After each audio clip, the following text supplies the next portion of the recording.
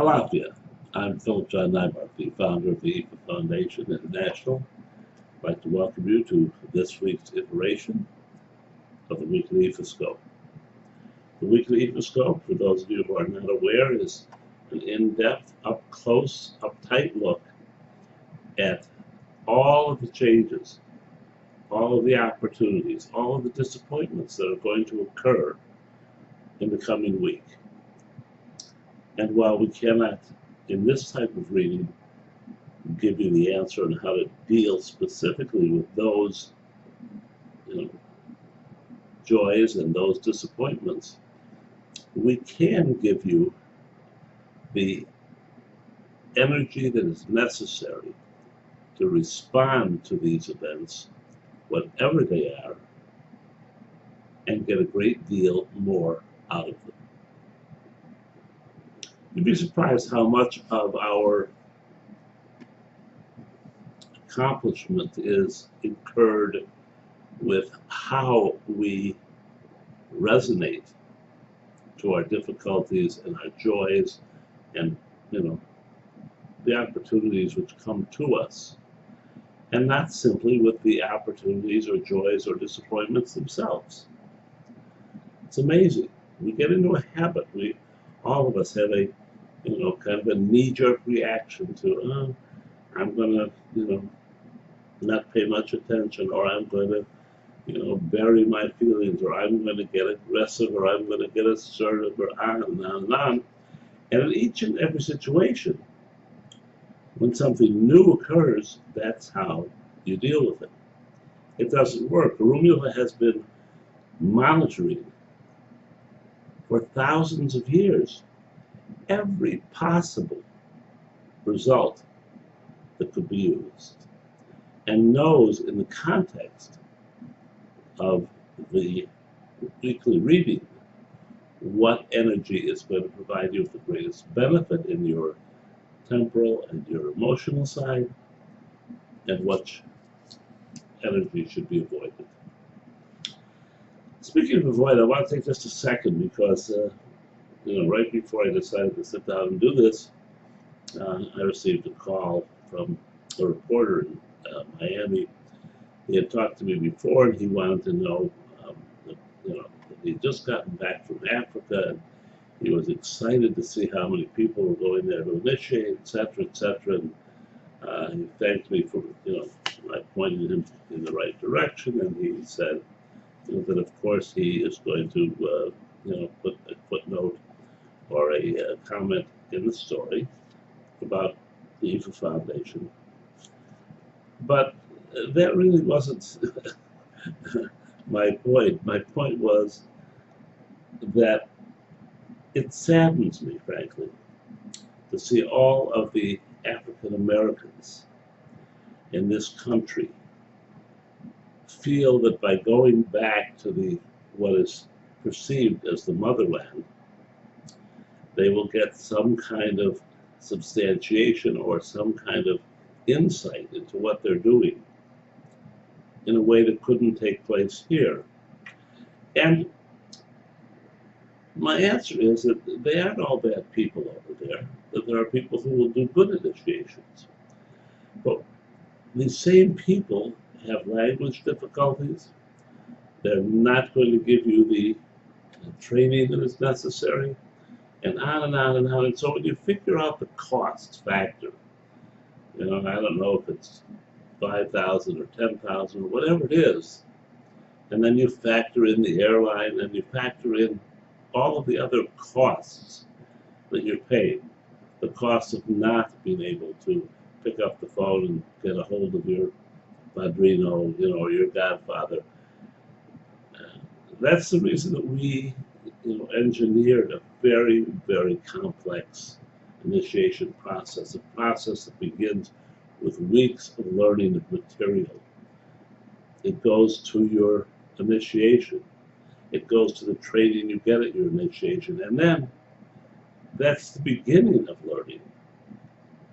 Then you do a minimum of 2 years at the foundation of submitting to me those divinations that you do, initially once a day.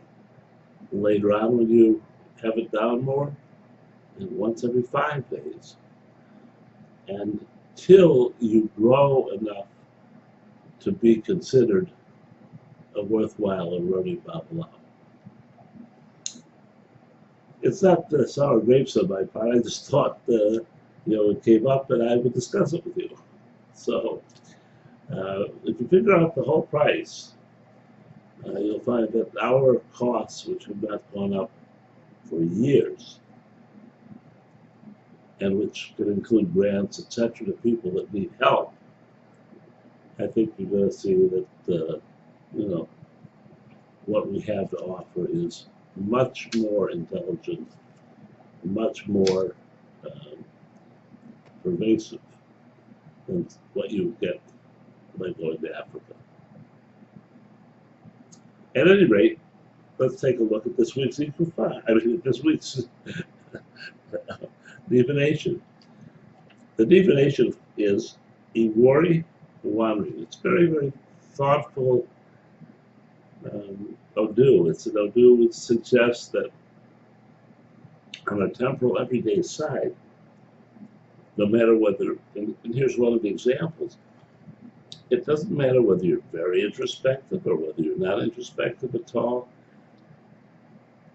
no matter what your particular response might be, it is telling you you need to be more introspective. You need to examine more carefully.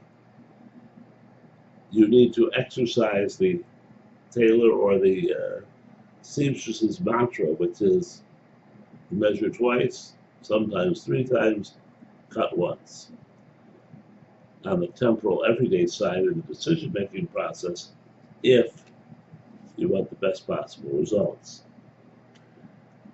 And on the other side, it's a wandering. It is about the opportunity of taking blockages which exist or may exist and dispensing with them, having them flow down and out, as it were, and going forward with those emotional and spiritual issues which perhaps you had some difficulty with. Nicely enough, the energy came Ray, and it was interesting because the energy, it was a long shot, all right? The sign is Obara Autora. That's a pretty long shot. But nevertheless, those are the determinants which are going to help you here. And what they're talking about is in your temporal side, and this goes along with the introspection, with the consideration, with the examination that you need to make this week. It pays to be more empathetic, to get other people's ideas, to hear other people's suggestions or reaction to the situation prior to your acting out. And then once you have all of those inputs, then you can bring your ideas to the table, and they're probably going to be listened to. And on the emotional spiritual side, which of course here is the side of necessary to move. If we were off path, it would be in this area, and we're on path. So this is the secret of it, and that is Obara is for a Ifa male a strong Babalao sign. For an Ifa female, it's a sign of being more assertive, going for what you want. Either way, assertion is the process. And when you see that it has to do with family, that's the result of this reading, with Oyaku Obi, which is tremendous ancestral support on our everyday side and unlimited opportunities, we can see that somewhere, somehow, something is a bit amiss, off kilter, or seemed that way to us, and can be settled, can have a happy conclusion this week if we follow what we're told. The abo should go to Yemusha. which indicates that it is about family. And we should examine whether our family issues in any way with children, mates, relatives, etc. are at cause here or worrying us a little bit. And then we should put it to rest. And Yemujah would like liquor. So it's a cause for celebration. So you take Yemujah down, or you use whatever it is you use for Yemujah. Tea candle, glass of cool water, and liquor. It can be from hard to soft.